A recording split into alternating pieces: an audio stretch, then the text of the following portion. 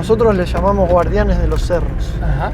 Porque como están siempre ahí, como que parece como custodiando. Y aquel es pintoresco, mirá de acá cómo se ve. Sí. Y le pones la red acá. Le pones la red así bastante bien, acá, así, así. Este es un lugar de muestreo siempre muy. ¿Y cuántas especies pueden quedar acá en una noche, ponele, que es la normal, habitual? Y 4 o 5 especies por noche puede ser registrado. Hay olor a miel. Cuidado. Y está hay una colmena ahí. ¿Hay una colmena grande? Porque no hay ruido.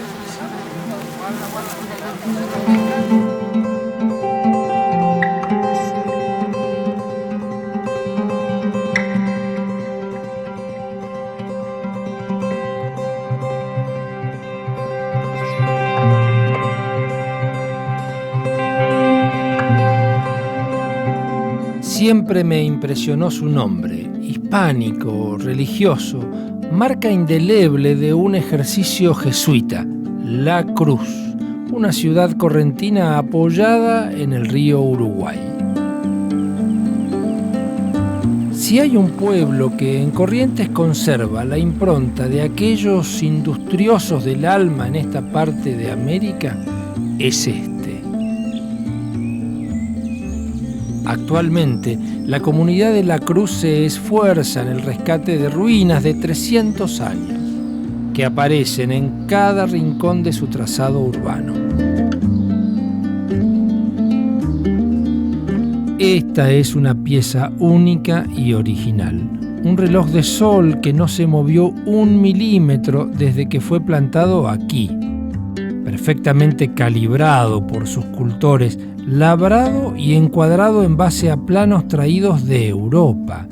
Su secreto es el aplomo que logra esta columna que viaja bajo la tierra 2 veces el largo que tiene sobre ella. Una sola pieza de piedra inamovible. Hay un único lugar en toda la comarca correntina de donde pudo salir una roca así. Las únicas montañas de esta provincia son 3 promontorios ubicados 40 kilómetros tierra adentro. Con Aline y nuestros 2 pequeños aventureros estamos dispuestos a explorarlos. No es sencillo explicar la aparición de estas aristas geográficas en plena llanura. Habría que retroceder al desierto de 130 millones de años que cubrió esta parte de América, endurecido, consolidado y vencido por el tiempo. Finalmente, enterrado y subyacente como una placa sólida, muchos metros bajo tierra.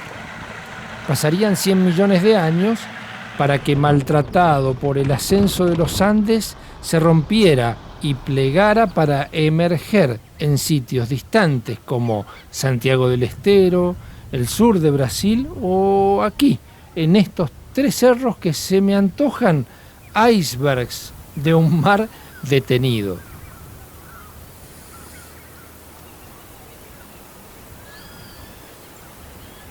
Una mezcla de sorpresa y emoción me embarga ante estas serranías correntinas, pequeñas pero significativas. Me recibe Agustín Giordani, el dueño del campo ganadero y forestal, donde se encuentran 2 de los 3 cerros. Lo celebro, aquí se habla de conservación. Luce a la distancia, tiene una vegetación diferente, tiene rocas, tiene árboles, sombra, una ladera húmeda y atrae, además de fauna, flora, atrae biólogos.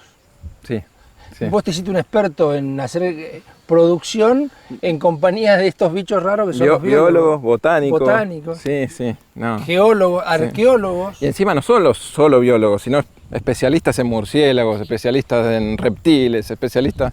Entonces. ¿Y cómo ves un productor rural? Es todo un mundo que no conocía. Para nada, no, para nada. Es más, fue rarísimo las primeras veces que vinieron porque acá de noche se duerme. Y de noche ellos salían. Te salen a cazar. No, salían con linternas, todo. Era algo que los muchachos decían, ¿qué hacen estos locos de noche?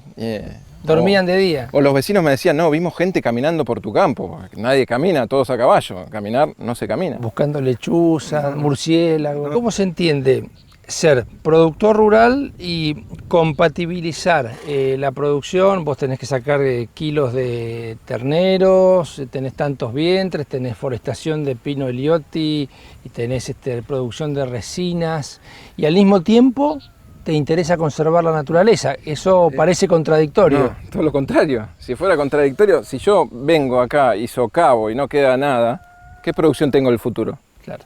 ¿Cómo te plantás frente a gente que quiera conocer el lugar, que le gustaría tener una experiencia, va a ver esta película y dice, uy, yo quiero conocer ese sitio? ¿Cómo manejas ese tema? Nunca quisimos negar el acceso a nadie, y es más, está abierto. Hoy hay un cuerpo de guías y se puede venir con turno, hay un guiado, hay unos senderos. ¿De guías que son locales? Son locales, son sí, de se la Cruz, capacitaron en la Cruz. La Cruz. Sí, sí. Yo te quiero felicitar porque hay que ser un productor conservacionista, digamos, en un mundo en el que parece que estuviera disociada la producción y la conservación, darse cuenta y tomar una acción hacia el futuro. Han pasado más de 10 años desde que golpeamos las manos en la tranquera de la higuera Cue. Los estudiantes siguieron trabajando en los laboratorios, están escribiendo sus tesis doctorales, y este también es un momento para recordar cuántos biólogos se han formado analizando, investigando la biodiversidad de los cerros. Excelente lo que decís, Alejandra, porque esto es lo que hay que hacer conocer para que te entusiasmes más jóvenes y sepan que acá o donde quieren estudiar siempre hay cabida si uno sabe golpear las puertas y comportarse como se han portado ustedes, con mucho respeto, compromiso, honestidad. No tengo palabras, al contrario de agradecimiento. Aprovecho hoy de poder decírselo a todos a través tuyo. ¿Sabe lo que recuerdo, Ruth, con una enorme alegría? El día que se inauguró la reserva. Vino todo un contingente de autoridades de la universidad, de la facultad. Traté de demostrar que hay que meterse en la red de reservas privadas para que tomar asesoramiento y no tenerle miedo. Sí, parece un jazmín. Las hojitas. Ahí están las guareas con fruto. ¿Ves el fruto? Y bueno, es un lugar muy húmedo, donde estos bloques de piedra que se desprenden grandes forman plataformas que acumulan, si están muy horizontales, la materia orgánica y se forman unas agregaciones de plantas muy llamativas que nosotros les pusimos jardines de rocas, le llamamos. Como un vivero natural. Algunos helechos, algunas orquídeas, también puede estar el lirio, que es endémico de los cerros. Están orientados de norte-sur y tenemos que la parte sur de los cerros tiene una pendiente más abrupta que recibe, digamos, los vientos húmedos y fríos desde el sur y los atrapan en algún punto y se genera este microclima que da lugar al crecimiento de estos árboles grandes que no tenemos del otro lado en la ladera norte. Un paisaje único del litoral. Una isla es algo diferente a todo el entorno, no necesariamente tiene que ser una isla en el medio del mar.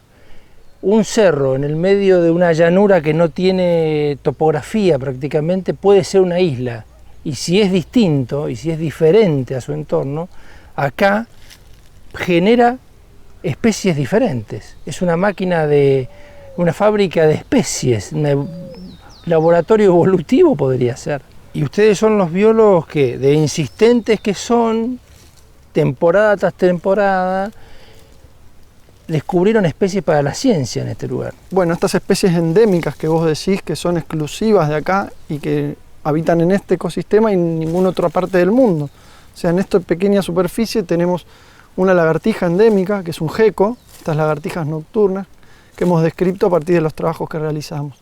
Y también hay descritas tres tipos de plantas, un escorpión. Nos disponemos a alcanzar la cima del cerro más alto, el Nazareno.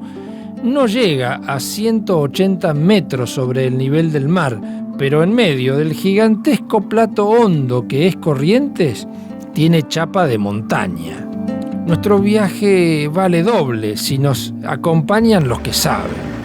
Rodrigo y mis colegas de la UNE realizan campañas permanentes en la última década y estudian la biología de cada metro cuadrado en el lugar. El ascenso no es complicado, pero la jornada fue extenuante. Elena, pequeña y siempre valiente, se cansa y por fin recibe sus privilegios. Miguel dice que tiene coronita y el papá reconoce que tiene razón.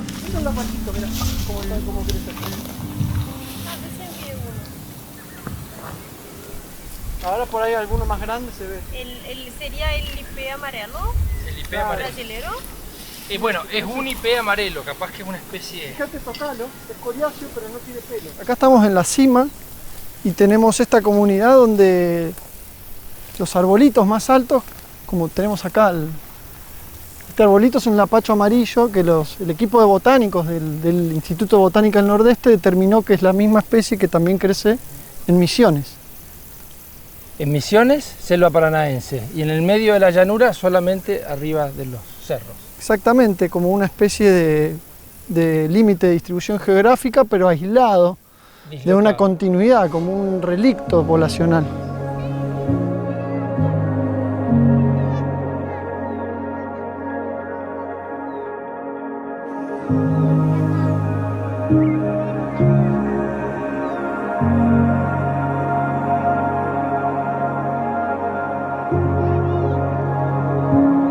¿Qué lugar para los antiguos habitantes de la llanura? Subirse acá arriba, ¿qué habrán pensado? Nuestros cerros. Nuestro cerro, un ambiente serrano. Fábrica de especies endémicas. Laboratorio evolutivo.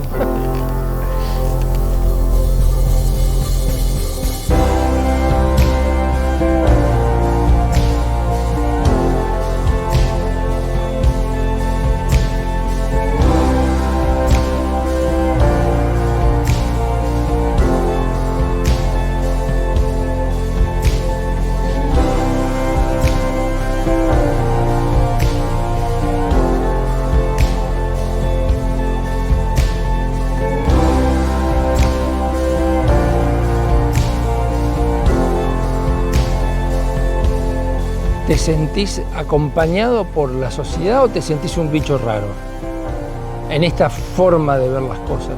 No me siento un bicho raro. No, yo creo que la gente cada vez más cuida todo, desde los chicos, en los colegios. Yo ya veo que todos hacen compost, todos guardan los reciclables. Yo creo que ya estamos dando un cambio.